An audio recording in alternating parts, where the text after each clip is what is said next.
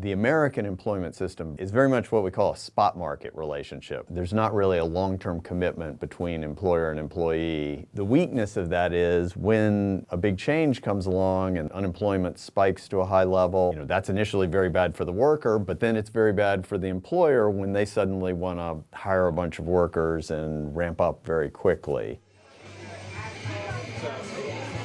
I must have sent 40 different messages to different people trying to find people to come work for us. We got staffed back up to the point of now we probably have like 2 more people than we need. There was one day we were barely by the skin of our teeth had enough staff, and then I had 3 people call in. So on a Friday night we actually just decided to shut down completely. So I started going through my phone, like every person I had in my contacts, going through my Facebook friends, and was literally just texting or messaging anybody who had ever worked in the service industry. And so that's how we finally got to where we were. I'm a local 149 plumber and pipe fitter, union member for 20 years. I've also been bartending for 20 years. I've been bartending at another job for like 7 years, 6-7 years, and that particular bar closed down because of the pandemic. Jackie, one of the owners of Esquire, reached out to me on Facebook, sent me a message, asked me if I wanted to bartend again. And I had like stopped bartending for like 7 months. And I was like, you know what? I want to get back to doing it. Basically, my plumbing job takes care of all my bills. So like, I can live off the plumbing. The bartending jobs gives me extra money. We have almost always paid over server minimum wage, because if you want quality people to not leave, like this is your career, you need to make a decent wage. Being overstaffed is actually not a bad place to be, just because it seems like right now there's sort of always something. And I know so many places are struggling, and it's sad because a thriving downtown is good for us, is good for everybody. I can tell you, like service industry, restaurants, bars, it's hard. Really, I think the most important thing is like roll with the punches, be as kind to everybody as we can be, and hope that it's reciprocated, because we're really, just put your head down and work and do the best you can.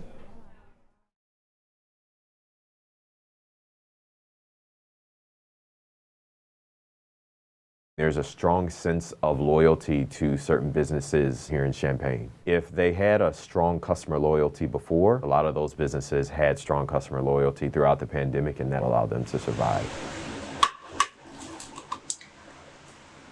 Kind of the second the pandemic hit, it really just kind of froze up sales across the board. I've been stationed in Chicago for the last couple of years. I've only been coming down here for the last few months, since the labor shortage has been so real. You didn't really have to lay people off because everyone just kind of left at that time. I kept my general manager on staff, and he kind of stayed with me through the pandemic.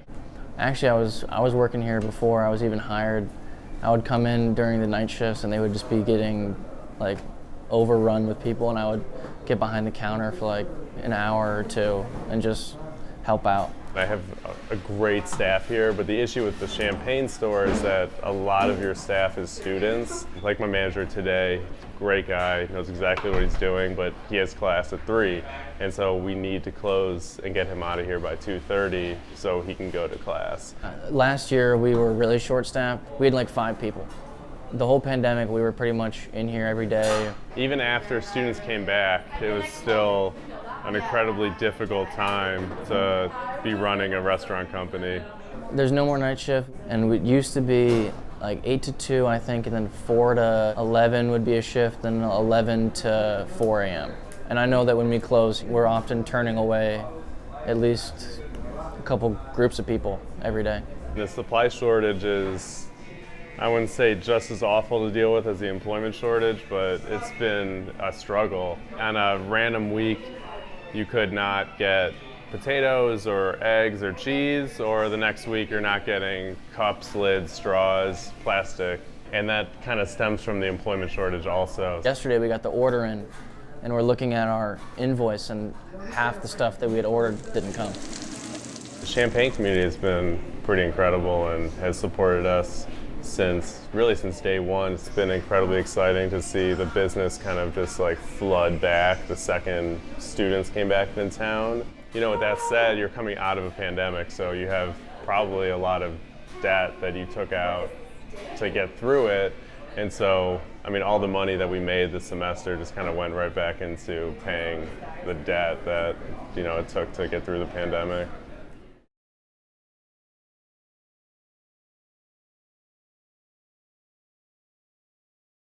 There's no way you can meet supply and demand with a significant labor shortage. Supply chain is made up of companies. Those companies are made up of people, and it's people serving people. If we don't have enough truckers, things won't get transported. If there's not enough people on the manufacturing line, products won't get made. Supply chain management and labor, I mean, they're intertwined because labor is the most important resource in any supply chain management system. We work so hard to keep everything open. Unfortunately, until now, we still have many empty spaces on the shelf. We have shortage in the vitamins and the supplements. I think there are two reasons for short of supplies. One is because there's no enough production, and that's what we are suffering with the vitamins and supplements. And the other one is because of the trucking. It's getting very difficult to find a trucking company to bring, especially to a city like Champaign-Urbana. We are not in a major city like Chicago, big cities. There's no problem. There's a lot of highways, a lot of trucking. But to Champaign, they have to drop the shipment in Chicago, and then they bring it to Champaign. I think I've been in this business for 30 years. After COVID-19, everything changed. Before, I used to have a lot of applications, and I select the best. These people, they come, they apply, and we hire them, and they come for 2-3 weeks, and then they quit. I've worked at World Harvest for almost 2 years now. It's got to be like 20 at this point of how many people I've trained. Most of them are not still here. They're there and then they're gone in 3 months. Like, yeah, that does get a little frustrating sometimes, but on the other hand, like, it's kind of the nature of this kind of workplace. Minimum wage work kind of sucks, I get it. I mean, it's a small business. I don't think anyone can really afford to pay more than that. We pay them the minimum wages, and we promise them if after 2-3 weeks, if you do good, then we'll give them a raise. People, they come, they feel they are doing you a favor by working. So they don't look that this is a business and we are making our living out of it. No, they feel, well, we have the upper hand. But when they go to, for example, to Walmart will give them $15 an hour right away. So they apply to more than one place, but at the end they will choose the place where they can make more money, which I don't blame them.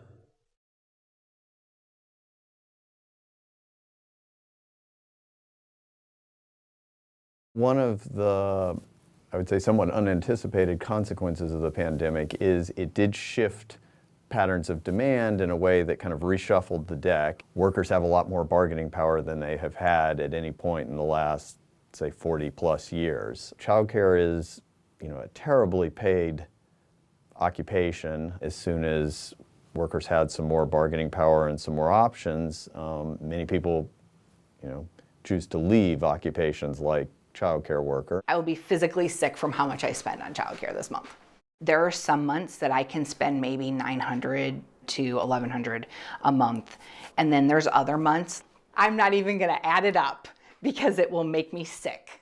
My son has autism, he's intellectually disabled, and he also has epilepsy, which when you throw that, medical piece into the mix, makes it even harder to find care. The pandemic has not been fun.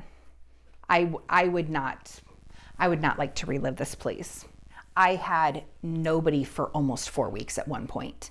And I went through a period this year where I went for 2.5 weeks with no workers as well. When you can go to McDonald's and make more than you make working as a child care provider, it's a kind of a no-brainer to me because of the work that's involved taking care of children.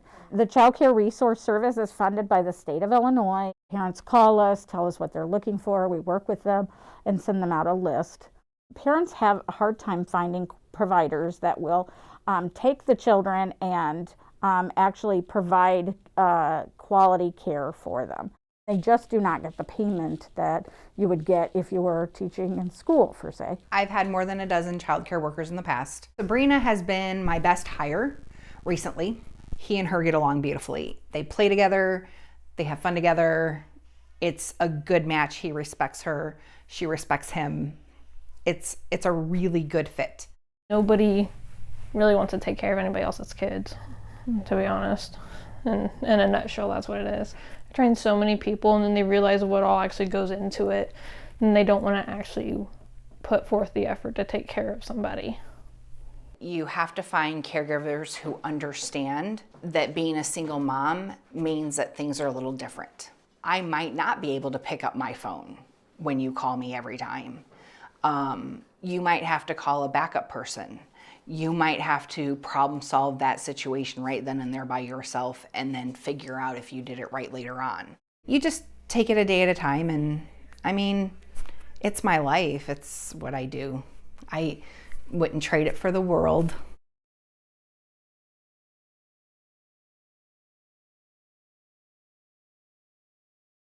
A lot of the restaurants, when they had to shut down, again, no cash flow.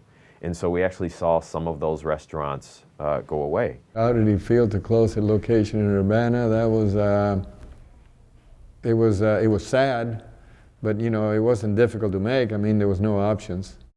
Because of the labor shortage, we haven't opened it up because we've been having trouble getting this one fully staffed. The city of Urbana wants us to open up. They don't like to see any business closed, and they hate to miss sales tax revenue, so we get approached by them. They call once in a while, hey, how's it going? Are you guys thinking about opening?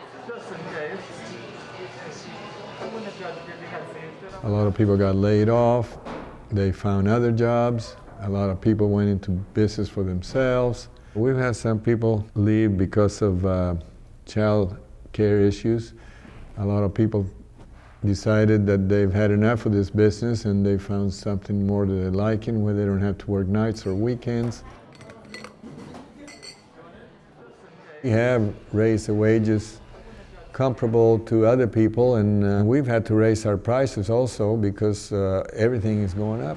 Certain items went sky high, you know, the price of brisket, the price of ribs. Now some of them have come down a little bit.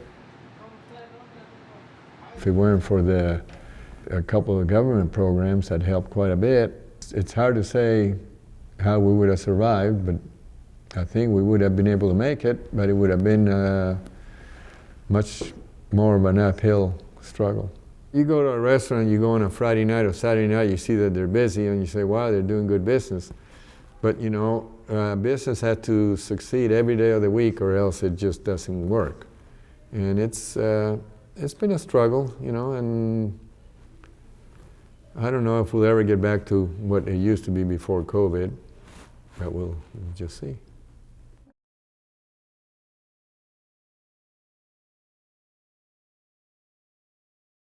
I think the pandemic and the aftershocks of it will spark new type of innovation for food businesses. Curbside has to be something that has to stay. Right? So now the next question is, well, what's going to be the next thing? How are businesses going to continue to innovate to provide another type of service to customers? This is a restaurant town. We're all basically competing with one another for employees. Every restaurant that you go to, they usually have a sign that says, please be patient with us, you know, we're short-staffed. Convincing other people to come and work for you instead of the restaurant next door, you know, it creates a little bit of a competition, and of course, wages go up and prices go up, and you know, with COVID, it's just the amount of people looking for work, it's just, you know, smaller, a lot smaller. And you know, the people that are working, I mean, they know we're short-staffed, so trying to run a shift, you know, a disciplined shift, a lot of times it's hard. You know, somebody shows up late and we're short-staffed as it is. We might be okay in the front of the house, but in the back of the house, you know, trying to get cooks, dishwashers. And for us, it's a little bit harder because we also have a person that makes tortillas, and that is a specific skill. And it's actually harder to find people that are able to do that. Everybody's hiring, so there's a lot of people who tend to, you know, jump from place to place with unemployment. We thought we were going to get an influx of employees, when the benefits ran out, that people would run to work again. And that has not been the case. People have shifted the way they work. They shifted how they live their lives. So I think this is going to be our new normal. Even though, like I said, it's challenging, I'm a bit optimistic that we're going to be able to find a different way to connect, or a different way to serve people, or a different way to serve our food. As bad as the situations have been, I tend not to be a pessimist. I was born in Mexico City, and there, even though you might not have the money to go to a fancy restaurant, you as a family still find a place, like a little corner, to go have a taco with your family, and it's still family time. And I think that we can still offer that, even though the times are challenging.